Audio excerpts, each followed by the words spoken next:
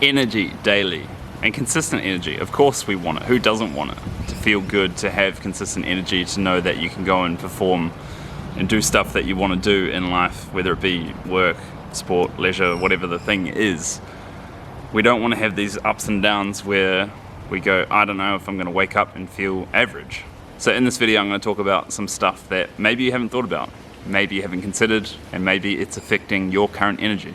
Also at the end I'm going to put in a bunch of photos and I'm going to do a voiceover demonstrating what you can have when you get the food and drink right. Digestion. We all eat, and digestion takes up a lot of energy. We don't think about it because it doesn't really have a gauge or a dial saying this is how much energy is being expended on this, but especially eating certain foods, it can take a lot of time and energy from the body, and that energy is being taken away from the things that you want to do, whether it be chase the kids or go and work a longer day in order to make more money, or go after your chosen sport/leisure activity.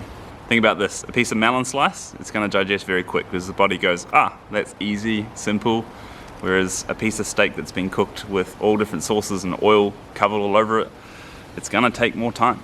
Sleep's the obvious one. Again, we all do it and we all want quality sleep to make us feel good the next day. Food is going to compromise that too. If we're having dinner at 8 to 10 p.m. and you're having a heavy meal, it's going to mess with sleep. That's just how it is. So that's going to affect the following day and likely the day after, and perhaps even further down the track, if we're always in the kind of catch-up mode. Further to that, again, when we simplify digestion down and give the body more of what it wants and less of the stuff that it doesn't want, then it can go to sleep and work on the other processes that happen within the body, healing and various other things, instead of just spending the sleeping time digesting the food or trying to digest the food. Let's talk about the stuff that a lot of people consume but also compromises energy. Certain drinks, I'm talking coffee, alcohol, things like that, are affecting the body in a negative way. And when that happens, the body has to do something about it, because it doesn't just go in and it's forgotten about. The body has a process of dealing with it. And when these things are going in too often, that is also a process that is taking away energy, because it has to try and process it in some way, try and rid itself of the stuff that it doesn't want. And you might be thinking, there's no way I could ever give these things up. And sure, yeah, if you are happy with your life and you like consuming these things and it doesn't affect your energy, then fine. But if you're watching this video, then chances are you probably are curious to learn about these things and curious to learn which foods, drinks to actually think about potentially letting go of. Because when you do that, then you can experience amazing consistent energy.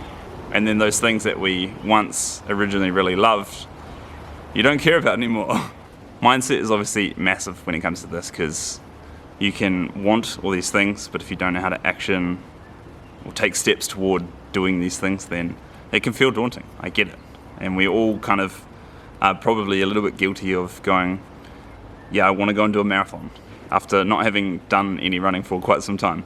We have to obviously start small, but then once the progress starts to occur, once the wheels are in motion, it can really take off quite quick.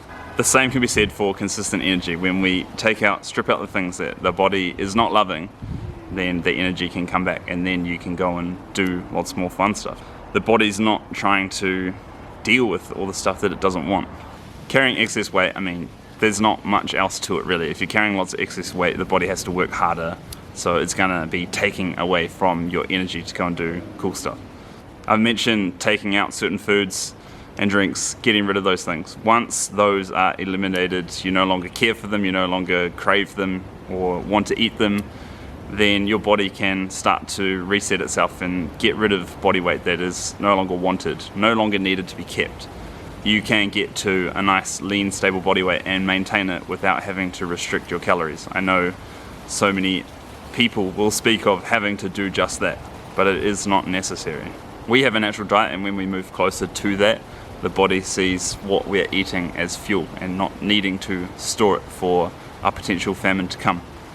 Us humans, you and I, we have a kind of set way that we can and perhaps should do things when it comes to eating, when it comes to exercising, and these things are the fundamentals in order to feel good and have consistent energy.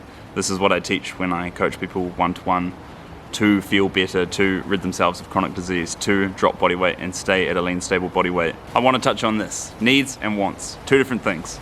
Obviously, we all have wants. We want plenty of different things. Food that appeals to the eyes, food that appeals to the taste buds. But if your energy is compromised, then something's got to go.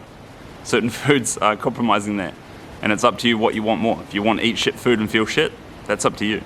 If you want to actually feel good but still really enjoy food and have a satisfying relationship with food, it's got to change. Change doesn't have to suck too. Change can be amazing. The needs are very simple. We need nourishing food, we need good clean water, we need to exercise, and we need to sleep adequately. Alright, I'm going to talk a little bit about me and my experience. I haven't needed to go to the doctor for 12 plus years now. I very rarely ever get sick, and if I do, it is so mild. The energy is fire. Consistently, so consistently. I know it's good not to compare, but when I work with other people that are younger than me who should be stronger and fitter, but I'm outperforming them, that's clear that what I do, what I eat, works really well. If you're watching this and you're actually serious about wanting to change your reality and get that amazing consistent energy and are prepared to make some changes with food and drink, then please do send an email or drop a comment below. Alright, before I show you the thing that I said at the start of the video, I'm going to say that before my whole big transformation 10 plus years ago, I didn't do any exercise for years. Between the age of about 20 to 23, 24, I wouldn't say that I was a high energy person and had the availability to go and do the stuff that I now do. The main ones that went in order for me to have this amazing, consistent, vibrant energy these days was meat, dairy, eggs, alcohol, and coffee I just never drank anyway. I have done 150 plus half marathons or longer, 2 70.3 half Ironmans, a full Ironman, 11 hours 33 was the time. I have ridden my bike solo for 500 Ks in a day in under 24 hours. I have done 12 marathons, the fastest time being 3 hours and 27 seconds.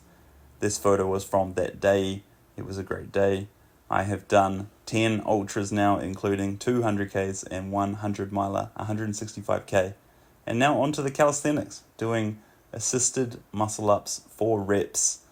It's all about the strength now. I do still run and ride, but I'm very much enjoying growing the muscle and being able to do stuff like this.